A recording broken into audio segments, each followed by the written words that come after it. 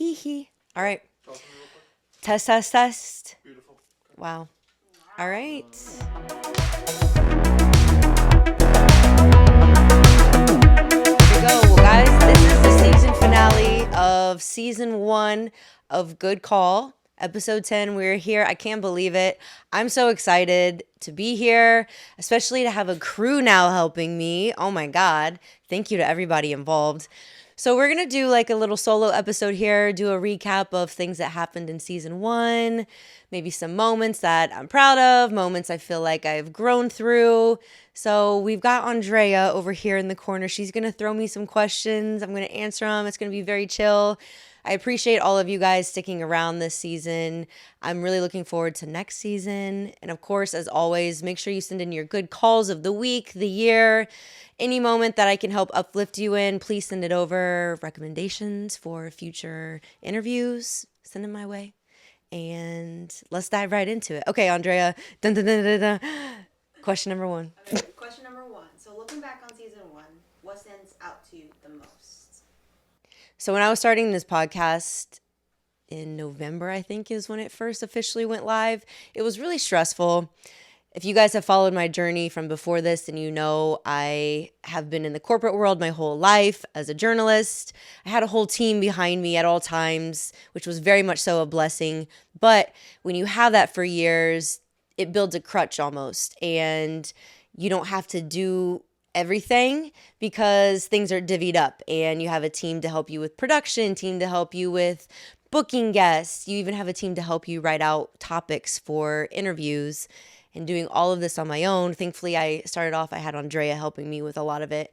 But doing this by yourself is very stressful, and you really get to a point where you're like, do I want to do this? Is this really what I want? So that moment really stuck out to me in the beginning of, oh my God, I got to commit to this, and there's going to be bumps and bruises along the way. But as long as we keep pushing forward, we keep pressing forward, and we remember why we did this, or at least for me, why I want to do this, that's only something that I can hope gets better and better moving forward.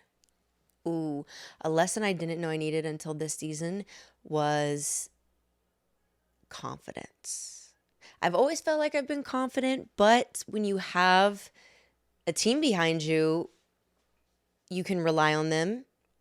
When you have one person helping you, love you, Andrea. But when you have one person and it's you and you and one person, you really have to be confident because nobody is going to hold your hand through it. And again, being able to humble myself, actually, that's what it is. Humility. I've learned humility in this season more than I have in any other season. When I first started off in journalism, I was in Mississippi and I was getting paid peanuts. So that was a humble moment, but you're young. You're not thinking of like, oh my God, I'm working for peanuts and I'm just traveling around doing what I can. But when you get to a big step and, moving to New York, having a huge team behind me to going to now I'm on my own, it is a humbling experience, but it's been a blessing to be able to do this. I feel so much autonomy that I didn't have before. That job opened up so many doors and I'll always be grateful for it because I wouldn't be where I am today without it. But I've learned a lot about humility and just being confident in my abilities and confident in my goal and my vision and my dream. So I'm very grateful for that. So what did it teach you about patience, discipline, or even showing up? Oh my gosh, it's taught me about all three of those: patience, discipline, and showing up. I've had to be very patient with myself, patient with others, and knowing that the only thing I can control is what I say and what I do. Patience, determination was the second one, right?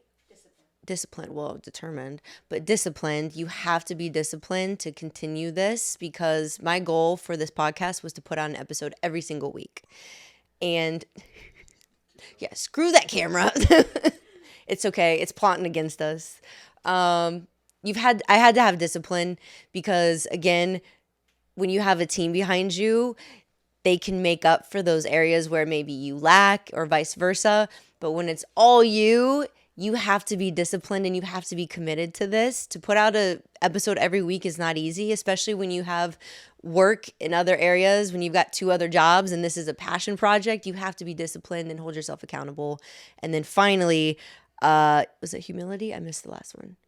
Patience. discipline, and showing up. You have to show up for yourself. I think all those three kind of go into one. And I would recommend anybody who wants to do something, you just got to do it, because there's never going to be a right time to start. You're going to always want to prep. There could always be more prep. There could always be more that could go into this. But when you get to a point where you feel good about it, you just got to go. You get on a roll. You learn as you go. And you have to give yourself a little bit of grace in the process. Ooh, a good call this season that paid off for me personally was learning how to trust people, because I'm very much a believer in, if you want something done right, you got to do it yourself. I still believe that in a sense. However, you need people in this life. And as much as we want to believe that we can do everything on our own, that doesn't mean we should. And being able to bring other people in and allowing them to be a part of a vision and to grow with them is such a blessing. And if I always say that I want to help others and be a blessing to others, then I shouldn't hold my dream just to myself.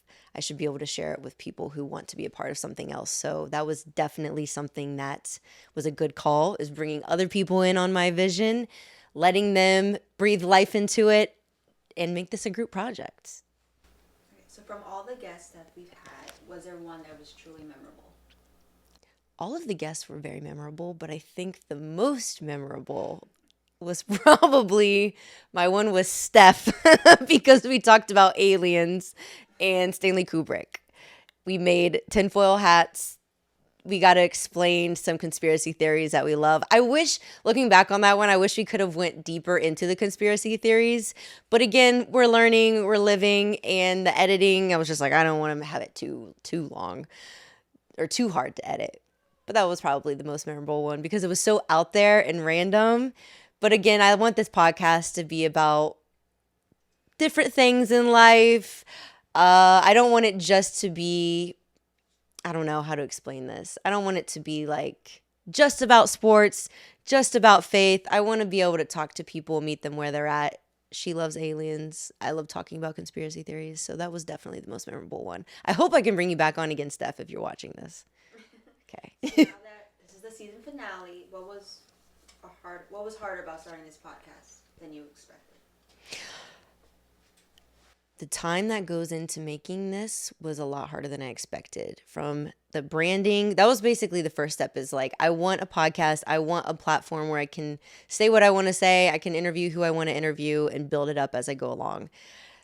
The branding was pretty hard. Shout out Canva, because without Canva we're in the 21st century, right? That was a dumb question. We're not in the 20th century, right? Shout out the 21st century. I thank God that I was born in this time era, because we got AI, we've got Canva, we've got Chat GPT, ways to help make your life easier.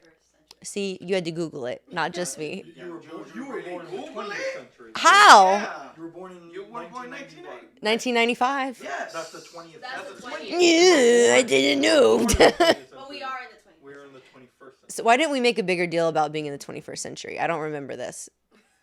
Because it's 2000. It's 2000. 2000. Oh, Y2K? 2K? No. Oh. No. That's the 2000. That's different. 2000. That's a whole different animal. That's crazy. I was born in the 20th century, and kids these days are the 21st century. I'm 21st. Not that crazy. Are my bangs okay? Wait, I'm 21st. Nate is a fetus. Nate is a fetus. Wait, pause, as they say in New York. Pause for a second. 2000. No, 2000. Brian. Right. So you're 20th. Really? Yeah. What you mean? You're the 20th century. That's what it's showing me. 2000. No, just start counting from 1 to 100. But Nate's literally looking up. He's like, was I born in the 20th century? January 1st, 2001, that's when 21st century started. That's what you're saying. oh, you're right. Congrats, you're a 20th century. All of us are 20th century in here, except you. Yeah. 2001. Okay. We're inclusive. I can't believe it. I know. When I first met Nate, I could not believe how young he was. How old are you, Brian? It's like asking a woman her weight or something, right?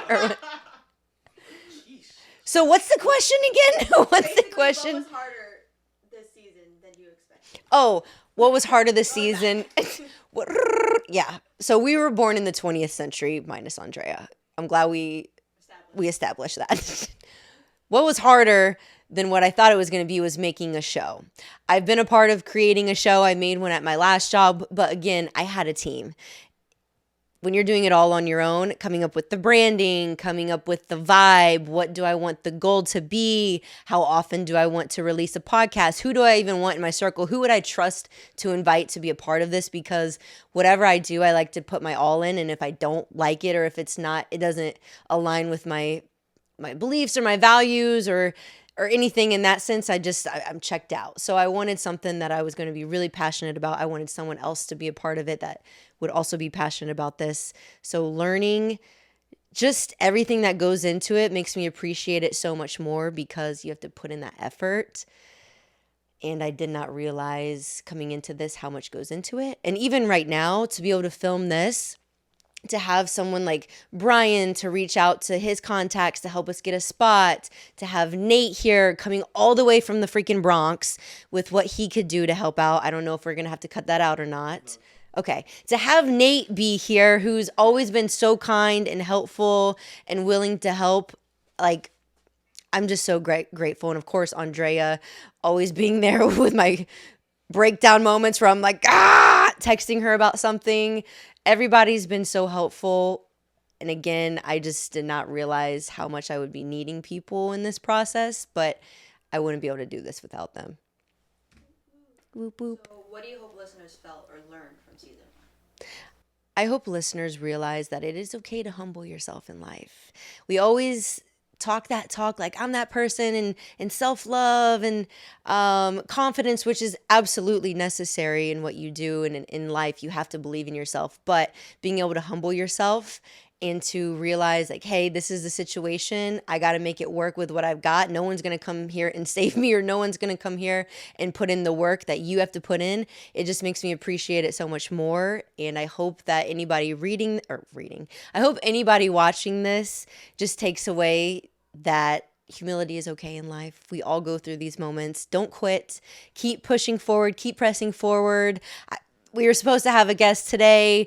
That did not work out. We roll with the punches, people. We make it work. We don't stop. We don't quit, because we are not quitters. We were born in the 20th century.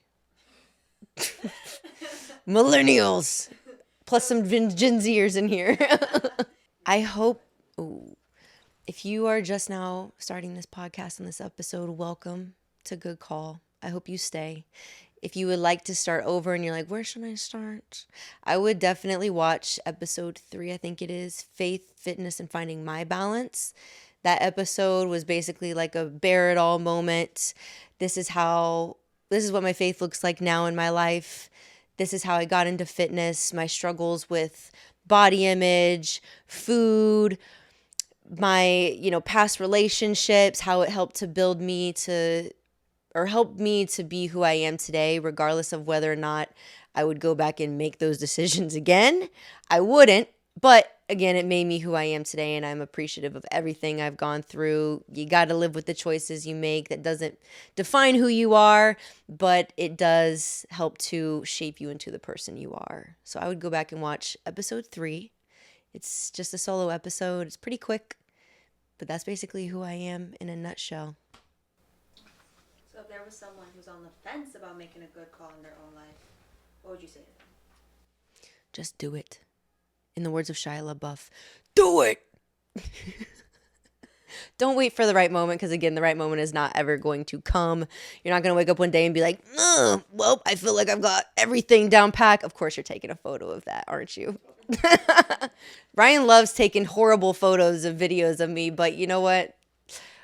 I need some Botox maybe, but it's okay. It's okay. Thank you. The question of, so if you're on the fence about making a good call, I would say sit in the moment, really think about it. Make sure you can plan it as much as you can. There's always going to be things that come out of nowhere that you don't plan for. You can't plan for everything. You can only control so much. Try to control the controllables, and everything else, roll with the punches. It's going to make you happy when you do it. And if it's not something that you really feel like you don't feel comfortable in, then maybe you need to think about it a little bit more. Maybe you need to plan a little bit better. be able to be moldable, be able to roll with the punches, I would say. But just do it. Just do it. Make a good call. Don't make a bad call. Don't continue to make a bad call because you're in a bad routine or you're in a weird space. Break the cycle. The hardest part is breaking the cycle. My bangs. Thank you. I need hairspray. Is that better? Yeah. Is this better? Okay. I think a little thinning out in the middle. Fudge! No, now it's better. She was actually. Yeah, it was- She had a whole open crack there. It was Oh my god, y'all let me just be talking with an No, open I- crack. but It was partying like Moses did. Oh my god, I like that! Moses in the Red Sea! Even Nate smiled at that one. Nate's Jewish. He knows the story of Moses. Watch your profanity. Yes, please. Okay, next Okay, question. so now looking Wait, the at bangs are good, right? season They two. are better. How Thank do you you. want season 2 to feel different?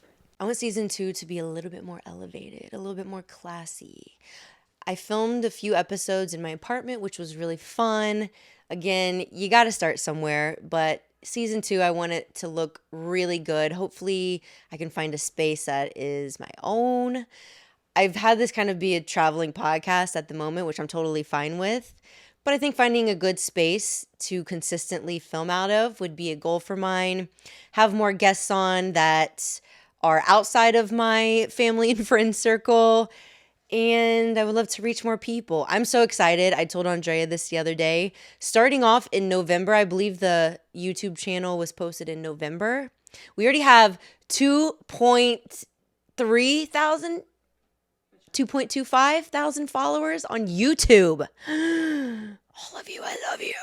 So thank you for being here. I would love to. 2.25. Yes! 2.25. That's almost the exact same numbers, just a few hundred off from my personal YouTube, which I've had for umpteen years since I was like, it was like 2019 or 17 I posted my first YouTube video. But now the consistency is paid off. Every single week we post content. We're still working on the TikTok and Instagram. I swear Instagram hates me and they shadow ban me on everything. But YouTube, popping off. Consistency matters. And I would love to continue with that. Keep posting once a week. Post little fun, like one-off episode or like one-off series where it's just me talking more to the camera myself. Have the ones with the interviews with folks, but just have some more with me and you guys. Have a fun little series here and there. I would love to give back to you guys, do some fun giveaways, sell merch. So just small little things like that for season 2. Showing up for me in this next season looks like... that's a good question. What does showing up for myself in this season look like? I think continuing to roll with the punches, continuing to give myself grace because... when something doesn't turn out the way that I had planned for, I can be very hard on myself. But the most important step is just showing up and trying to doing my best, doing what I can in the moment. So showing up for myself in season 2, showing up for myself this year is being consistent, giving myself a little bit more grace. And again, be confident, be able to roll with the punches, and continue for excellence. Now, final question. What's Okay. one intention you're carrying into season 2? One intention I'm bringing into this year is being purposeful with who I allow in my circle. I love having friends, but at the end of the day, especially being almost 31 now, like it's just not possible. It's not feasible to have so many friends. There's no reason to have tons of friends. Like acquaintances, yes, but to have really, really close friends is very important to me. And I don't have time for drama. I don't have time for unnecessary things. Like if we have the same values and we see life very similar, then cool. If you're there for me, I'm there for you. I'm putting in energy and you give it back, then cool. We're awesome. But to continuously overextend myself, no, I ain't got time for it. And also, if I don't have time for you, then just being upfront, like, hey, I appreciate you, but like making it intentional about who I'm spending my time with, because if I can't pour into someone else, then I don't want them to have a crazy expectation either. So being intentional about who I hang out with, being intentional about what I watch, what I consume, just all around trying to level up my life. I think that would be my goal in this year. Because last year I was intentional, but at the same time I allowed a lot of things to come in and I was like, oh, whatever, it's okay. But being purposeful with everything is definitely a goal of mine this year. Is that it? Okay. I think that was it, you guys. Thank you so much for watching this season finale. I hope you guys enjoyed watching season 1 or being a part of it. Thank you for all your support. Thank you for sending in questions, sending in feedback, following me, supporting me. I couldn't do this without you guys. I hope you guys stay along for season 2. I hope you're excited as much as I am. I got a whole team behind me now. Brian, Andrea, Nate. So we're a little crew of 4 right now, but I hope we continue to grow.